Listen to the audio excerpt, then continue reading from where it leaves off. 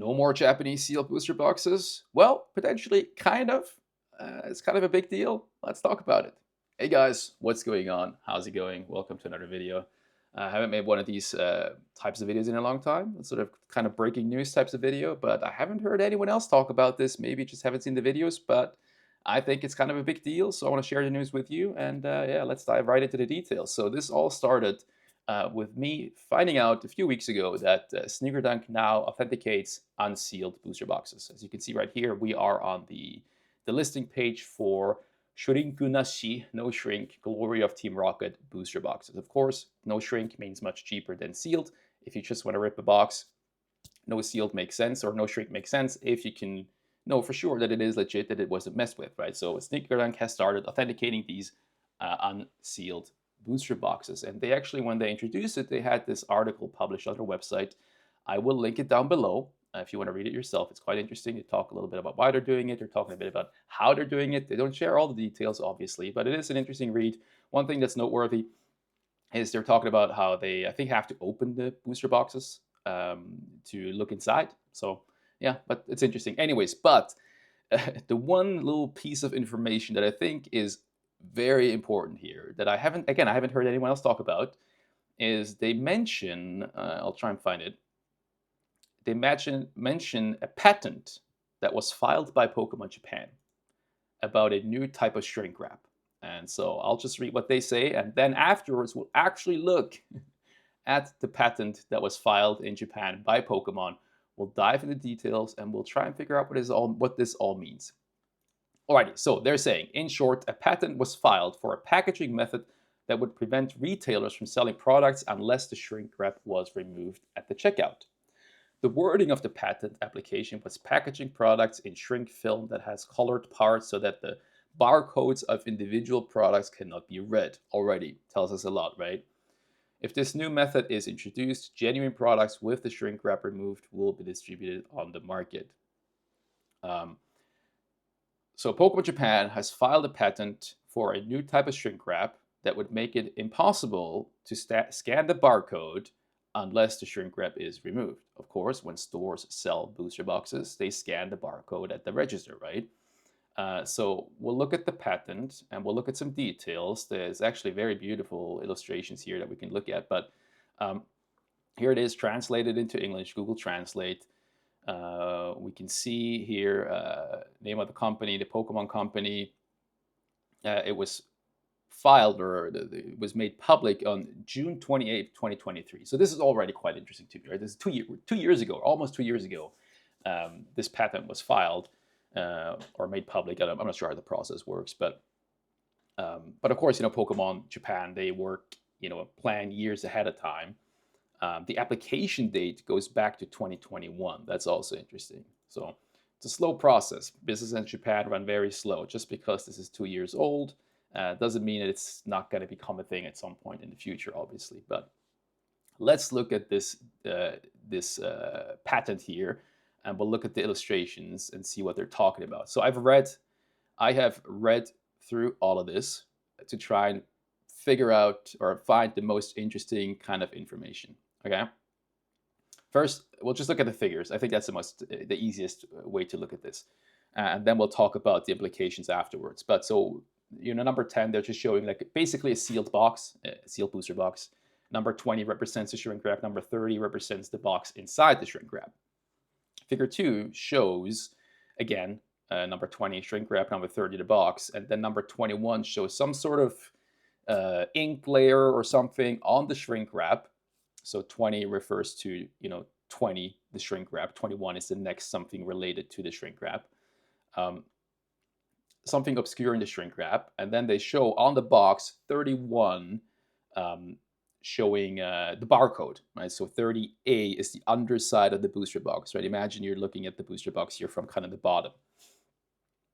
Now, what they're trying to do with this patent is introduce a shrink wrap that would require stores to, peel off the shrink wrap, this obscured part, inked part, so that they can actually scan the barcode. Here's kind of what shows what this would look like, right? Obviously, it's pretty common these days for booster boxes to have the shrink wrap removed. A lot of stores are doing it. A lot of department stores are doing it. But for example, convenience stores typically don't do it. Some of the department stores will do it depending on the store. Also, when the market was kind of chill in 2024, the department stores that did remove the shrink wrap and are now doing it again back when everything was chill, they gave you the sealed box.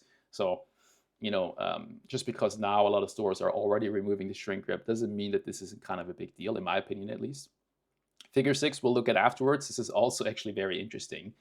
I think this is kind of a big deal. And I think what's also very interesting about this patent is that they are actively talking about like the issue. Like Pokemon Japan, in this patent, it's blatantly obvious that they are super aware of the scamming problem, the resealing problem. And I'll show you the relevant section right here. All right, so we're looking at section 31 here. They start by talking about like kind of the process, how it works, operations at checkout, how a store clerk would have to remove the shrink wrap to scan it, etc., etc. But I think 31 is quite interesting. The film, when they say film, they're talking about the shrink wrap. Maybe it's just Google Translate, right? Is treated as a guarantee of the value of the unopened item. This is because if the film has not yet been peeled off, the item has not yet been opened, and the adjustments for the small items included therein are maintained. So this is Google Translate, but basically it means, the shrink hasn't been removed, the packs inside haven't been tampered with, and, it's as it should be. On the other hand, if the film is torn, it can be assumed that the small items in the item have been replaced. In other words, it can be assumed that when the item is opened and the rare item is obtained, the number of small items in the item can be restored by putting individual small items into the item.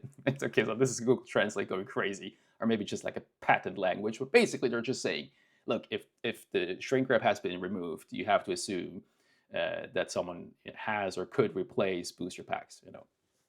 Take the good cards out, the good packs out, put dud packs inside. Due to such replacement, the value of the item becomes lower for the item without the shrink wrap compared to the item with the shrink wrap, obviously, even though it is the same item. On the other hand, the shrink wrap is peeled off to read the identification code, the barcode, at the time of payment. Therefore, the value of the item decreases for people other than the purchaser. If the purchaser actually wants the item included in the item 30, so the sealed product, the item itself does not change. So the decrease in the external value of the item before and after payment is irrelevant, meaning that if you actually want it, if you actually want to open it, it doesn't matter if it's sealed or not. On the other hand, for those other than the purchaser, the decrease in the external value of the item before and after the transaction is a problem and becomes a factor that discourages purchasers from purchasing in the secondary market. In this embodiment, the shrink wrap is always torn at the time of transaction, so the external value of the item decreases. This makes it possible to discourage those other than those who wish to own the item from purchasing the item, and further to reduce the number of items purchased by those other than those who wish to own the item. Okay, so basically they're just saying in this patent, basically, look, we know no shrink wrap reduces the value. It makes it, to the people who actually want to open it, it's irrelevant. And it means it's less attractive to people just trying to resell it. We all know Pokemon has been operating this way for a while now, but it's just interesting to see it in like an actual patent that they filed. Now, what does this actually mean, right? I mean, we could read through this more and more. There's some interesting stuff here. Everything is linked down below. Feel free to have a look yourself. But, what does this actually mean? Like I said, it's already pretty common to have shrink wrap removed. But this will just, if this actually becomes the new thing, it means that there are just going to be way less sealed boxes out there, because obviously you're still going to get sealed boxes. Like if you win a box from the Pokemon Center lottery, or you purchase it from Pokemon Center website, or you get it from some sort of other store in Japan online or whatever, they're going to send you a sealed booster box. I don't think that will change. But all the convenience stores, all the department stores, selling boxes, the card shops as well, selling in person, they're going to be removing the shrink wraps forever. Like if this becomes the new norm. Of course, you could probably, like some stores, if you wanted to, you could just have one empty box on the side to just scan and give people a sealed box or whatever, right? There's ways around it, and depending on the stores, how they want to do it. But ultimately, If this is introduced, it would mean we would see, proportionally speaking, way less sealed Japanese boxes in the future for future sets, right? So this is quite interesting. However, I think the next part is also very interesting. So this is about figure 6. There's a little bit of extra spiciness here that Pokemon put into this patent, which I think is very interesting. So let's read about figure 6. So figure 6 is all about variation 2. The one I just talked about, showed in these figures, that's variation 1. Variation 2 goes one step further and introducing some sort of tamper-proof security type of seal. Basically what they're talking about here, it's a lot of, I'm not going to read through it again, I think it's too much, but basically what they're doing, if we just look at the figure, they are talking about introducing a small little thing in between the shrink wrap and the booster box. Sort of it's on the shrink wrap, but then adheres to the booster box. So when the shrink wrap is removed, something like some residue is left on the booster box. Because of course, if shrink wrap has some sort of ink spot on it, ink layer on it, it's still probably relatively easy to fake for scammers, resealers. I mean, depending on, it's definitely more difficult than the way it is right now. But this would be one step further, sort of making sure that if the shrink wrap is removed, you have something left on the booster box that's there permanently. And so then if it is resealed, you would always see that it has been resealed. And they also talk about how all this stuff would have to be like on the bottom or the side so that it shouldn't obscure like the pictures and the name and stuff like that. But that's some minor details.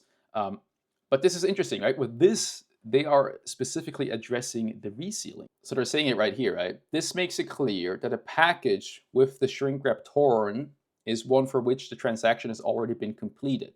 And even if the package for which the transaction has already been completed is shrink wrapped again, resealing, with a specified film, the remaining trace, which is this little thing right here, right, makes it clear that the transaction has already been completed. So again, they're talking about resealing and preventing scams through reseals, because like I just mentioned, even if stores will have to remove the shrink wrap to scan the barcode, you will still be able to get sealed booster boxes from Pokemon Center online, for example.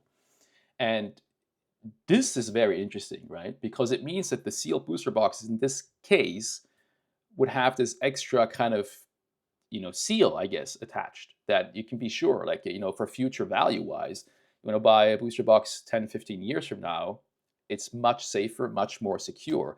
And this is a big deal. So Pokemon Japan with this, they're not trying to completely axe the secondary market, destroy the value of booster boxes. They are trying to prevent scammers from what they're doing. Of course, with the variation 1, they're mainly just going after people wanting to resell this product. But then with variation 2, they're specifically going after people resealing. And so it means that sealed booster boxes could become like kind of a premium product and then have that extra layer of security and could, be worth significantly more because of that, potentially, right? Who knows? But I think this is super interesting. Again, this patent was filed 2 years ago. Japanese companies operate very slowly. This could become a thing. We'll see how it goes. So how do you feel about this? Do you think this is good? Do you think this is bad? I think it's kind of cool. As a seal collector, I would still like to get my hands on some seal product. But if these extra layers of security are introduced, especially variation 2, it makes it much easier to buy older boxes on the secondary market. I mean, that would be really cool. I think it being more difficult in the first place to get seal boxes kind of stinks. But it is what it is. But yeah, let me know in the comments down below. How do you feel about this patent that Pokemon Japan filed? Do you think it's going to happen? Do you think it's not going to happen? I'm not sure. We'll see what happens. But yeah, thanks for tuning in. Don't forget to leave a thumbs up if you enjoyed the video. And yeah, I'll catch you in the next one. Bye-bye.